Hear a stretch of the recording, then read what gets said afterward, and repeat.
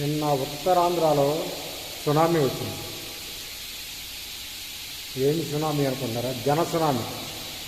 జగన్మోహన్ రెడ్డి గారి సునామీ వచ్చింది.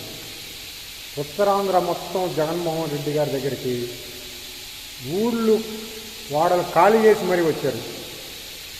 అధికార పార్టీ ఎన్ని అడ్డంకులు పెట్టినా, రూట్ మ్యాప్లు మార్చినా, ఏమి చేసినా కానీ జనాల్ని జగన్మోహన్ రెడ్డి గారి దగ్గరికి ఆపలేకపోయారు.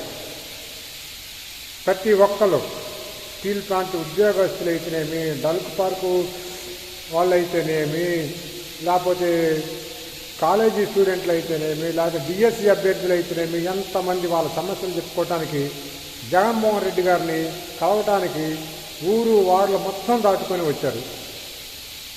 ఆ జన సునామీని చూస్తే జగన్మోహన్ రెడ్డి గారు ఈ రాష్ట్రానికి సీఎం, లేకపోతే చంద్రబాబు నాయుడు గారు సీఎం అనేది అర్థం కాదు. ఒక్కసారి ఆలోచన చేయండి. రాష్ట్రంలో ఇంత పెద్ద ఎత్తున వ్యతిరేకత ఎందుకు వస్తుందో మీకు.